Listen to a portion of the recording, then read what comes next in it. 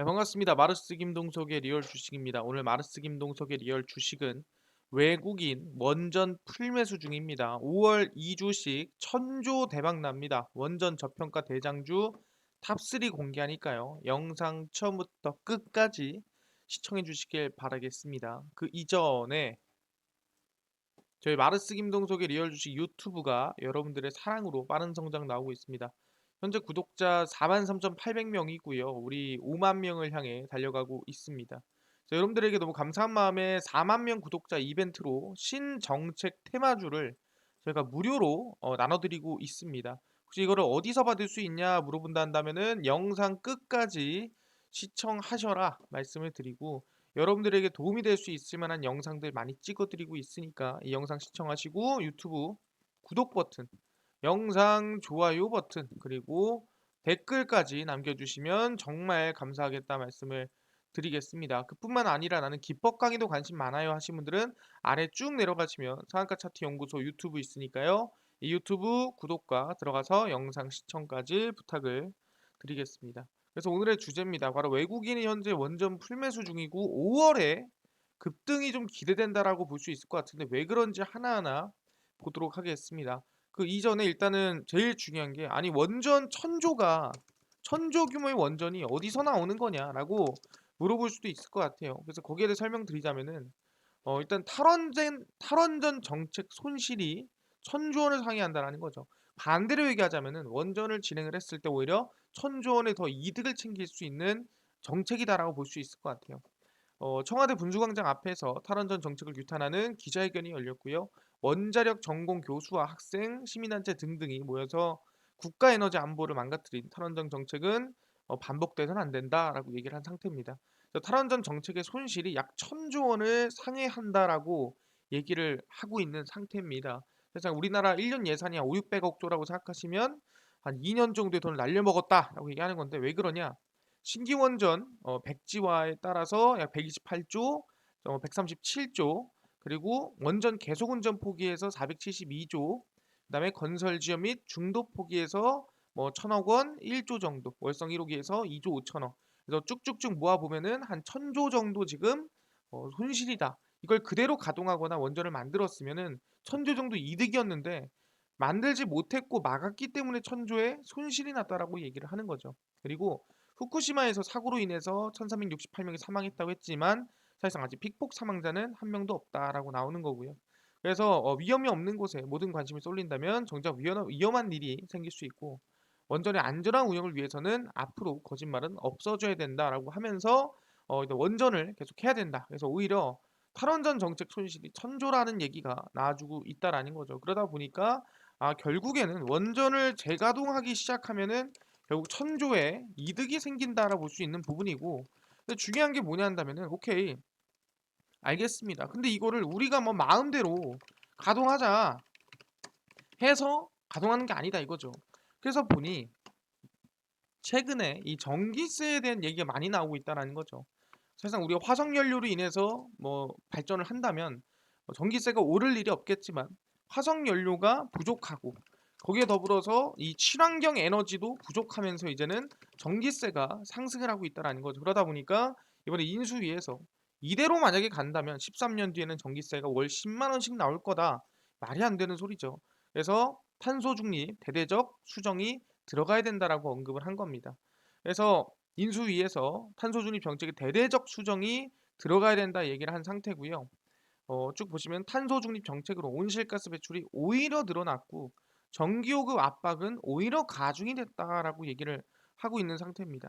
그래서 전기세가 이 지금 상태로 보면 얼마나 오를 것 같냐라고 하니까, 보시면 일단은 전기요금 총괄 원가의 80%를 차지하는 한전의 전력 구입비가 원전 발전량 감소로, 그러니까 원전이 안 돌아가서 5년 동안 13조가 일단 증가를 했고, 2050년 신재생 에너지 비중 70%는 현 정부의 시나리오를 그대로 추진할 경우 대략 2035년까지 약 지금부터 한 10 몇 년 뒤에는 7만 8천 원에서 많게는 10만 원까지 전기세가 4인 기준으로 나온다라는 겁니다. 그 이유가 뭐다? 원전 발전량의 감소라는 거죠. 그래서 어떻게 해야 되나요? 라고 하니까 합리적 탄소 중립 에너지 믹스 구성과 이를 뒷받침할 전력 시스템 혁신입니다. 별것도 아닌 걸 어렵게 써 놨습니다. 그래서 원칙을 바탕으로 늦어도 8 월까지 그린 텍소노미에 원전을 포함을 시키고, 이 그린 텍소노미가 뭐냐 한다면 말 그대로 이 에너지를 발전을 시키는데 친환경인 게 뭐가 있냐라고 할 때 이 그린 텍소노미에 포함을 시키거든요. 근데 아직 원전이 포함이 안 돼 있습니다. 그래서 원전을 포함을 시키겠다 얘기를 하는 거고, 올 12월 10차 전력 수급 계획의 새로운 정책 방향을 제시를 하겠다라고 얘기를 한 상태입니다. 그래서 지금 상태로 본다 한다면은 이대로는 전기세가 너무 많이 오를 거다. 근데 그 이유가 원전이 없어서다라고 또 강조를 하는 거죠. 그래서 아마 이제 원전도 이 친환경 에너지로 넣겠다라고 얘기를 하는 거죠. 실제로 이미 아시겠지만 유럽이라든가 미국 같은 경우에는 이미 이 원전 자체가 이 친환경으로 이미 들어가 있는 상태입니다. 그래서 왜 친환경이냐? 사실상 뭔가를 배출하는 것 자체도 지금 뭐 탄소라든가 또는 환경을 망치는 것들이 없기 때문에, 그리고 만약 거기 안에 들어가는 연료봉 같은 경우에도 아니 폐연료봉은 쓰레기 아니냐, 이것도 재활용이 지금 가능한 기술력이 나오고 있기 때문에 원전은 어떻게 보면은 친환경 에너지다라고 얘기를 이미 유럽이나 미국에선 하고 있는 거죠. 그러니까 대한민국도 따라가자라고 얘기를 하고 있는 상태고요. 그러다 보니까 실제로 이번에 무슨 발표가 나왔냐, 바로 K 텍소노미에 원전을 포함시키겠다라고 이번에 발표가 나왔다라는 거죠. 그래서 보시면은 인수위원회가 한국형 녹색 분류 체계 원자력 발전을 포함하겠다고 공식 발표를 했습니다. 그동안 넣어야 된다 했는데 드디어 들어갔습니다. 그래서 임기 내에 초미세먼지를 30%까지 감축하겠다는 목표도 새롭게 제시를 했고요. 그래서 28일 환경정책 방향을 발표했고요. 2030 국가 온실가스 감축 목표에 효과적인 이행을 위해 실현 가능한 탄소 중립 달성 방안을 만들겠다. 그래서 녹색 분류 체계 같은 경우에는 아까 얘기한 대로 지속 가능한 녹색 경제 활동을 분류하는 기준입니다. 그래서 실환경이냐 아니냐 이걸 나누는 건데, 텍소노미에 포함되면 녹색 채권, 녹색 기금 등 다양한 혜택을 받게 됐고요. 원래는 원전이 제외가 됐어요. 그러니까 유럽이라든가 다른 나라는 들어갔는데 대한민국만 제외가 됐습니다. 그래서 보시면은 올해 2월 유럽연합이 최종적으로 원전을 텍소노미에 포함해 논란이 일었는데, 사실상 대한민국은 제외했는데 유럽은 들어갔다. 이거 말이 되냐라고 했다라는 거예요. 그러다 보니까 EU 사례를 참고해서 사회적 합의를 거쳐 원전을 포함하겠다고 이번에 발표를 했다라는 거죠. 거기에 더불어서 5년 내 초미세먼지를 30%로 감축하겠다는 목표도 내놨습니다. 사실상 이 초미세먼지 같은 경우에도 뭐 중국에서 날라오는 거지만 대한민국 내에서도 사실상 이 내뱉는 이 연료나 아니면 화석 발전이나 이런 것들을 줄이겠다라고 얘기를 한 거죠. 그래서 전기요금 체계를 시장 원리 중심으로 손질하겠다. 이 가격이 너무 오르지 않게끔 바꾸겠다라는 거죠. 전기요금의 원가주의 요금 원칙을 강화하겠다 발표를 했고요. 전기요금을 최대한 어, 안 오르게끔 하겠지만 어쨌든 관리를 하겠다라고 얘기를 하는 상태입니다. 그래서 어쨌든 드디어 이 그린 에너지에 원전이 포함이 됐습니다. 그렇구나. 드디어 우리가 노래를 불렀던 그린 텍소노미에 원전이 포함이 됐습니다. 대한민국에서. 오케이, 알겠습니다. 아니 근데 원전 하면은 너무나도 지금까지 울거먹고 지금까지 매번 똑같은 이슈 아니냐라고 하겠지만, 지금은 원전 중에서도 핵심적인 이슈의 중심을 가져야 된다라고 얘기를 한 거죠. 그게 뭐냐라고 물어본다 한다면은 바로 이거죠. 10년 후에 시장 규모 600조의 소형 모듈 원자로 선박용으로 개발이 들어간다, 이번에 발표가 나왔습니다. 한국원자력연구원이 에너지 산업 게임 체인저로 각광받고 있는 SMR 소형 모듈 원자로의 선박용 버전 개발에 나섭니다. SMR이 뭐냐라고 물어보시면 제가 마지막으로 설명드리겠습니다. 원전은 원래 이렇게 원자로가 있고요. 원자로 안에 연료봉이 이렇게 있습니다. 그래서 여기서 핵 반응을 막 일으키면은 열이 나와서 이 열이 뭐라냐? 물을 끓입니다. 물을 끓이면 그 수증기가 터빈을 돌려요. 터빈을 돌리면 에너지가 막 나옵니다. 그걸로 전기를 생산하는데, 너무 뜨거워지면 냉각수를 퍼다가 여기서 이제 냉각수로 열을 식힙니다. 그렇기 때문에 보통 원전은 바닷가에 있어야 되고요. 땅이 정말 커야 됩니다. 그리고 위험성이 조금 있긴 합니다. 뭐 이런 것들이 꼭 들어가야 돼요. 근데 중요한 게 이 SMR은 뭐냐면은 이것들을 땅을 일단 20분의 1 크기로 한 컨테이너 박스 한 개 정도로 줄이고요. 크기가 안전한 위험한 것도 없습니다. 아주 안전하게 어디다 해놓냐면은 땅 속에다가 지하에다가 박아버리고요. 그리고 바다가 필요하고 터빈이 들어가고 뭐가 필요하고 한 거를 일체형으로 다 만들어 버립니다. 그래서 힘은 3분의 1 수준이지만 바다도 필요 없고요. 그다음에 크기도 20분의 1이고요. 그다음에 뭐 일체형이고 안전하고 미래의 원자로가 바로 SMR이다라고 부르는 거죠. 그래서 이 SMR 개발이 나섰다라고 볼 수 있을 것 같아요. 유엔 산하 국제회사기구의 온실가스 배출 규제가 강화되면서 이게 2023년부터 강화되는 걸로 알고 있습니다. 친환경 선박 개발 경쟁이 치열해짐에 따라 탄소 중립 발전 수단인 SMR을 선박 해양 플레트에 적용하기 위해 마련이 됐습니다. SMR은 1000에서 1400메가와트급 대형 원전 대비 크기를 10분의 1 또는 20분의 1 가량 방금 전에 했던 얘기죠. 줄이면서 전기 출력을 5분의 1 또는 3분의 1 정도 내도록 고효율 원전입니다. 대형 원전보다 안전하고 그리고 에너지 산업이 고도화된 선진국 수십국뿐만 아니라 개발도상국 등이 SMR에 개발 중이고 약 한 10몇 년 안에 한 600조 정도의 시장 규모가 되지 않겠느냐라는 기대감이 나아주고 있다라는 거죠. 그래서 SMR은 육융 염원 자루다. 그래서 만에 하나라도 멜트다운, 그러니까 안에서 녹아내리는 거죠. 중대 사고가 발생하면은 핵 연료가 그 순간 고체로 굳어버리면서 사고가 거의 뭐 0%다. 사고가 안 나온다라고 보는 게 맞다라는 거죠. 그러다 보니까 충분히 이렇게 이제 힘이 많이 들어가는 이런 선박 에너지로서는 SMR이 긍정적이다라고 얘기하는 거죠. 사용 후 핵연료 처리와 안정성 문제에서 자유로운 융융 원자로 SMR 시장의 초격차 기술이 될 것이라고 얘기를 하면서 충분히 이 선박에서도 SMR 쓰겠다라 얘기를 하는 거죠. 오케이. SMR은 이제 진짜 쓸 수 있겠구나 또는 쓸만 하겠구나. 우리는 보다 원전에서도 핵심은 SMR이다라고 생각하시면 된다라는 거예요. 근데 현실성이 있나 이거? 가능한 거야? 라고 물어보시는 분들이 있죠. 그래서 확인해 보겠습니다. 산업계품 SMR 진짜 상용화가 가능하겠니? 이거에 대해서 알아볼 필요가 있다라는 거죠. 보시면 에너지 활용에서 친원전을 주장하고 있는 정부가 출범을 앞두고 SMR에 대한 관심이 상당히 뜨겁습니다. 그래서 위원장과 함께 SMR이 근시간 단기간 내에 대안이 될 것처럼 선정한 것 달리 조금 너무 예산이 많다라고 얘기를 하고 있는 거죠. 일단 하나하나 보겠습니다. 일단 SMR 진출을 나서는 기업들이에요. 쭉 보시면 GS에너지와 두산에너빌리티, 과거 두산중공업이죠. 삼성물산은 미국 뉴스케일 파워와 SMR 발전소 건설 운영 사업을 공동 추진하는 양약서를 체결을 했습니다. 그래서 원전 기자재를 공급하고 원전을 시공하고 원전의 발전을 맡는 협업을 진행하고요. SK 같은 경우에도 SMR 관련 기업에 대한 투자를 검토 중입니다. 바로 빌 게이츠가 설립한 테라파워라고 생각하시면 될 것 같고요. 삼성중공업은 원자력을 이제 바다에다 띄우는 해상 SMR 시장도 진출하고 있는 상태입니다. 그래서 지금 SMR에 대한 적극적인 진출이 나아가고 있는데 중요한 게 뭐냐? 최근 몇 년 사이에 SMR이 마창 지금 당장이라도 쓸 수 있을 것처럼 얘기를 하는데 최소 10년 정도는 시간이 필요하다라는 거죠. 이제 아까 얘기한 대로 대형 원전은 따로따로 돼 있으면은 이걸 하나로 만든 게 SMR이다라고 생각하시면 됩니다. 그래서 발전 용량이 뭐 300메가와트급, 그러니까 거의 뭐 3분의 1 수준이라고 생각하시면 될 것 같고요. 네, 일반적인 원전은 대략 한 1000메가와트입니다. 그러니까 대략 한 3분의 1에서 4분의 1 정도 에너지라고 생각하시면 될 것 같고 기본 원전과 구성이 같고 규모만 작은 소형 원전 현재도 만들 수 있지만 발전 원가를 낮추려면 원전을 더 크게 만들고 조금 더 에너지를 좀 강하게 만들어야 되는 필요가 있다라는 거죠. 그래서 대형 원전은 원자로와 증기 발생기 등등 여러 가지 배관이 들어가야 되지만 SMR은 그렇지가 않고 오히려 일체형으로 만들어진다라는 거죠.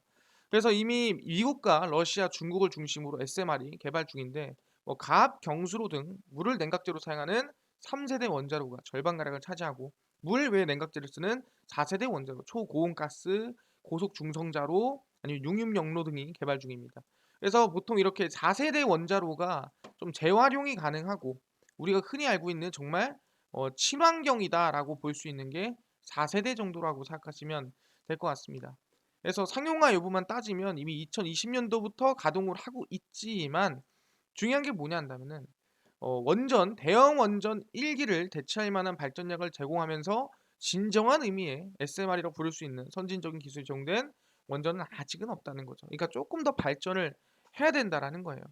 그래서 2026년 또는 2025년 목표로 SMR을 개발 중이나 아마 2030년은 들어서야 SMR 시장이 본격적으로 열리지 않을까라는 기대감이 좀 나아지고 있는 상태입니다. 근데 정말 싸고 안전할까라는 거에 대해서 고민하고 있는 건데 SMR의 장점은 너무 많다라는 거예요.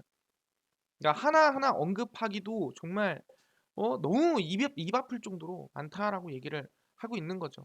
그래서 일단 대형 원전이 전력을 안정적으로 공급하는 기저 전원으로 유연성이 떨어지는 문제가 있다. 이게 뭐냐면은 물이 없고 아니면 땅이 크지 않으면 못 하는데 SMR은 아무 데서나 어떻게 보면 만들 수가 있다라는 거죠. 그래서 장점에 대한 반론도 좀 여러 가지 있습니다. 일단은 원전업계 주장처럼 대형 원전 1기에 대한 관리 비용과 SMR 수십 기에 대한 관리 비용이 동일할 수 있느냐에 대한 부분이기도 하고요. 그래서 사실상 관리 비용이 많이 들어가면 발전 단가도 올라가는 거 아니야? 라고 물어보는 거죠. 네, 하지만 이거를 이제 SMR을 특정 지역에 밀집을 해서 쓴다고 한다면은 좀 할만하지 않을까라는 생각을 또 하고 있는 거고요. 그리고 개발 중인 SMR 중 다수를 차지하는 순행각 방식은 바다나 강 주변에 위치할 수밖에 없어 입지의 문제에서도 자유롭지 못하는 비판인데 이건 아까 얘기한 대로 3세대입니다. 네, 3세대 SMR이고 우리가 얘기하는 4세대 SMR 같은 경우에는 물이 필요 없습니다. 그래서 우리는 이걸 노리는 게 아닙니다. 이거를 노리고 SMR을 개발하고 아까 전에 우리가 선박도 마찬가지였지만 선박 같은 경우에도 우리가 뭐 수로로 물로써 하는 이 SMR이 아니었죠. 여기 보시면은 바로 육육염 원자로 이게 이제 물이 필요 없는 겁니다. 그래서 멜트다운이 발생하더라도 안전한 원자로를 이 선박용으로 쓰는 거기 때문에 상당히 좀 기대해 볼 만하다라고 생각하시면 될 것 같습니다. 아, 현실성도 충분히 있다. 그 대신에 시간이 조금 걸릴 수 있다. 그래서 그때까지 우리는 기대감이 있는 건데 무슨 기대감이 있냐라고 한다면 일단 첫 번째 그 SMR을 만드는 기업에 대한 성장성, 두 번째, SMR을 만들기 위한 어느 정도의 제도적 기반. 이거에 대해서 우리가 어, 기대감을 가질 수가 있다는 거죠. 첫 번째입니다. 성장성. SMR 1위 뉴스케일 파워 미국 기업이죠. 상장이 코앞입니다. 두산 에너빌리티 웃고 사실상 뉴스케일 파워가 상장한다는 거는 SMR에 대한 기대감이 커질 수밖에 없다라는 거예요.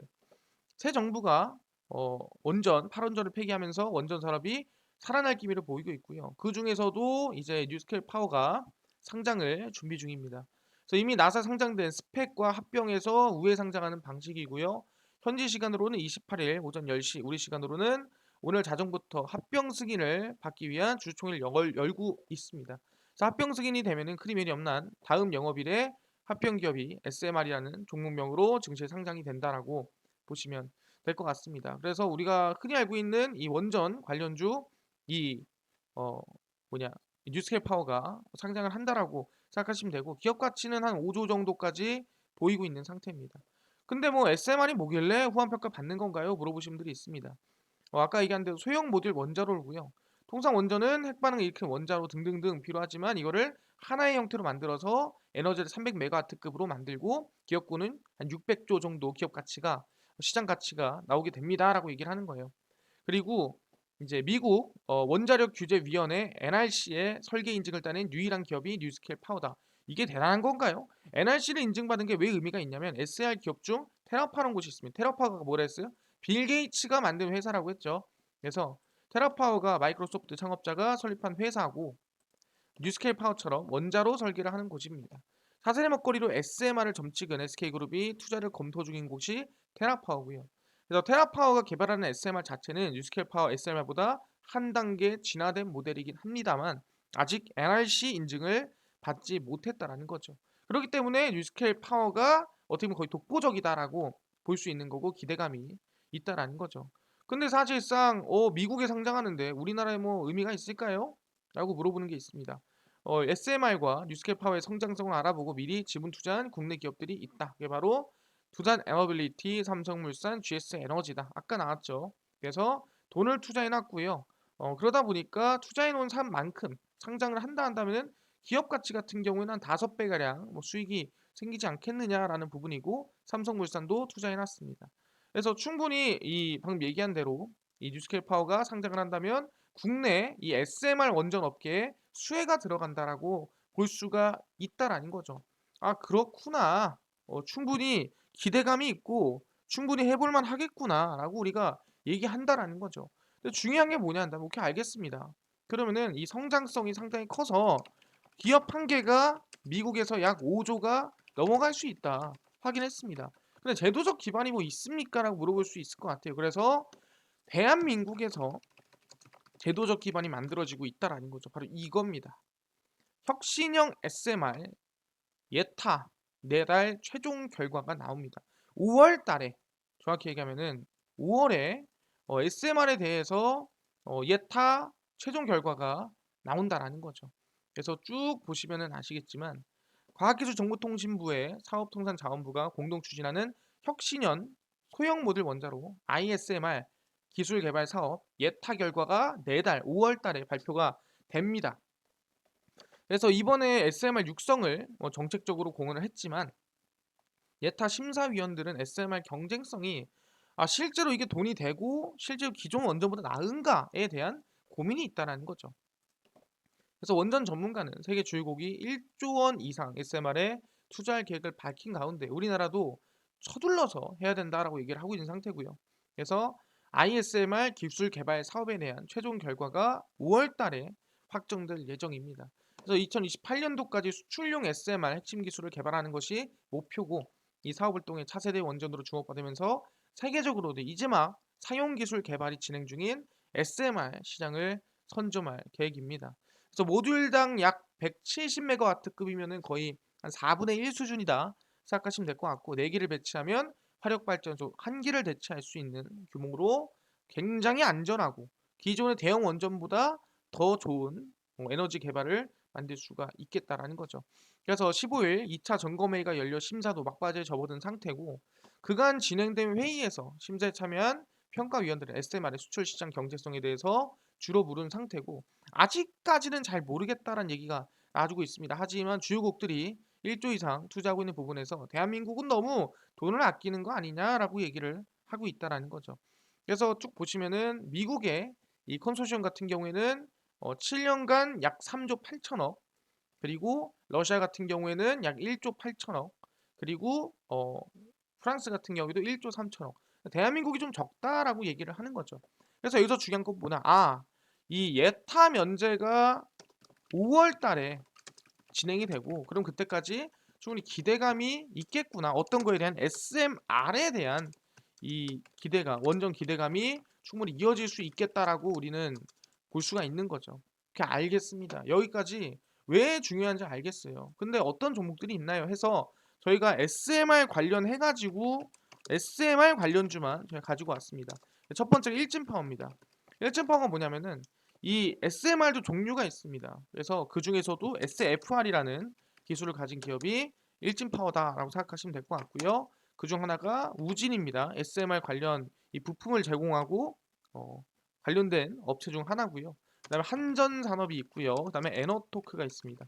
이 네 개 종목이 어떻게 보면은 SMR의 가장 이제 관련주라고 볼 수 있는 기업이고 원전 관련주기도 하지만 SMR에 좀 가까운 종목이라 생각하시면 됩니다. 그래서 일진파워를 보시면은 주가가 최근에 급등이 나오고 꾸준히 눌림목이 나와주고 있습니다. 상당히 눌림목 자체가 많이 나왔기 때문에 긍정적으로 좀 볼 수 있는 부분이고요. 우진 같은 경우에도 급등 이후에 좀 눌림목이 나와주고 있다라고 한다면은 이 구간은 상당히 나쁘지 않은 구간 나이대라고 생각을 합니다. 한전산업도 마찬가지죠. 주가 급등 이후에 눌림목이 만들어진 상태입니다. 그래서 이 정도 눌림목이라 한다면 관심을 좀 가져볼 만한 구간이고 마지막 에너토크입니다. 역시나 주가가 급등이 좀 나올 때는 크게 나왔었는데 눌림목이 나온 이유는 힘을 좀 못 쓰고 있죠. 그래서 관심을 좀 두고 있을 만하다 말씀을 드리겠습니다. 그래서 5월에 예타 면제가 있고 하다 보니 우리가 이 제도적인 기반이나 또는 이번에 또 뉴스케일 파워라는 미국의 SMR 1등 기업이 상장을 하니 기대감을 가질 수가 있겠다라고 말씀을 드리겠습니다.